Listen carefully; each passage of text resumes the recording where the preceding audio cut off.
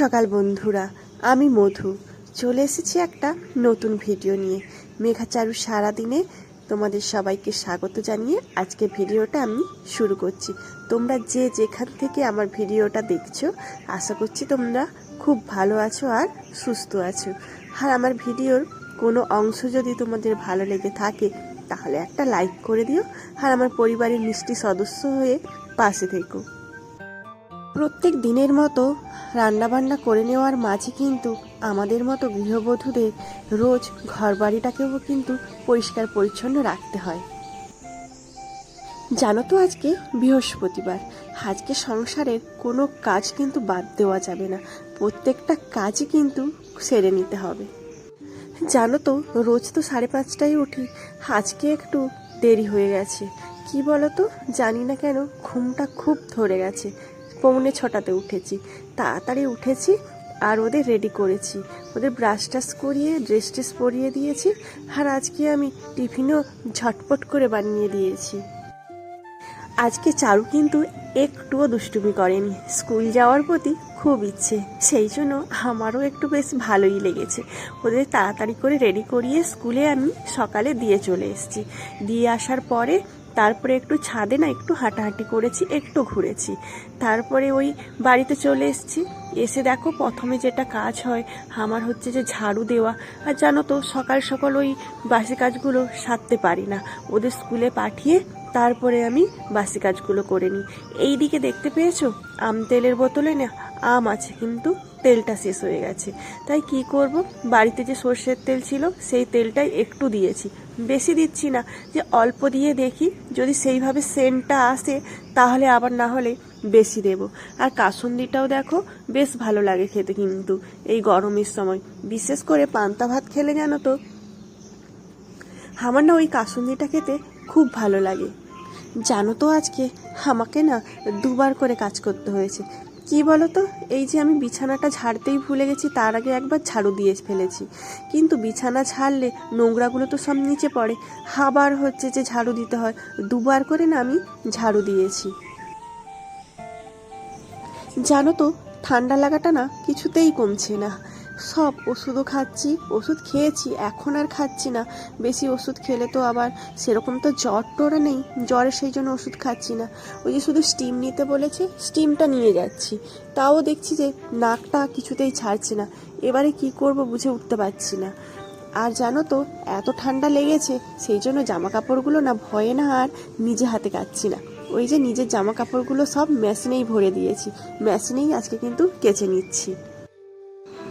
মেঘার বাবা তো জানতোই না যে আমি হাতে জামা কাপড় কাচি, ও জানে পুরোটাই মেশিনেই কাচা হয়। ও বলছে যে এত দুদিনে এত জামা কাপড় জমা হয়েছে, কি করে সম্ভব? এর আগে তো কখনো এত জামা কাপড়গুলো জমতে দেখিনি। হ্যাঁ, তুমি তো জানো না, জামা কাপড়গুলো আমি প্রায় হাতেই কেচে নিই, আর তোমার যেগুলো থাকে সেগুলো ওই জিন্সের প্যান্টগুলো না কাচতে পারি না, সেই জন্য মেশিনেই কাচতে হয়, মেশিনেই কেচে নিই। কিন্তু তোমাদের সাথে কথা বলতে বলতে দেখতে পেয়েছো কি, চারুকেও কিন্তু আমি নিয়ে চলে এসেছি। ওই যে হালকা হালকা করে হাত বের করছে, ও জামা পরেনি, সেই জন্য হচ্ছে যে ওইদিকে ও লুকিয়ে আছে, বলছে মা আমাকে কিন্তু তুমি দেখাবো না। হ্যাঁ ঠিক আছে, ও কিন্তু পড়তে বসছে। আর এই ঘরটা না পরিষ্কার করা হয়নি, মোটামুটি সেই সব ঘরগুলো পরিষ্কার করা হয়েছে, এই রুমটা এখনো পর্যন্ত পরিষ্কার করা হয়নি। সেই জন্য দেখো তোমাদের সাথে কথা বলতে বলতে টুকটুক করে সমস্ত জিনিসগুলো আমি পরিষ্কার করে নিচ্ছি। আর বাড়ির পাশেই রাস্তা, সেই জন্য যত ধুলো বালি জানো তো রোজ আসে, কোথা থেকে আসে বুঝতে পারি না। আমরা গৃহবধূরা কিন্তু বিনা পারিশ্রমিকে রোজ কিন্তু দিনের পর দিন সারা বছর বলতে পারো সকাল থেকে রাত পর্যন্ত কিন্তু আমরা সংসারের জন্য অনেক টাইম দিই, অনেক টাইম দিয়ে সংসারটাকে কিন্তু আমরা গুছিয়ে রাখি। আমাদের কাজবাজগুলো কিন্তু একই, রোজ একই কাজ করতে হয়, রান্না বান্না, ঘর ঝাড়ু দেওয়া, বাচ্চাদেরকে যত্ন করা, রোজ দেখো একই কাজ করতে হয়। হ্যাঁ, এর থেকে কিন্তু আলাদা কিছু আমি তোমাদেরকে আর দেখাতেও পারবো না, আমাদের কাজের ধরনগুলো কিন্তু এক গো। কি করে আলাদা কিছু দেখাবো বলো? দেখো কাজ করতে করতে না খুব জল তেষ্টা পেয়েছে, আর নিজের যত্ন নিতেই কিন্তু ভুলে যায়, মনেই থাকে না ওই যে জল খাবো না খাওয়ার খাবো সেগুলো ভুলেই যায়। খুব জল তেষ্টা পেয়েছে, সেই জন্য এক গ্লাস আগে জল খেয়ে নিয়েছি, তারপরে দেখো কাজ শুরু করে দিয়েছি।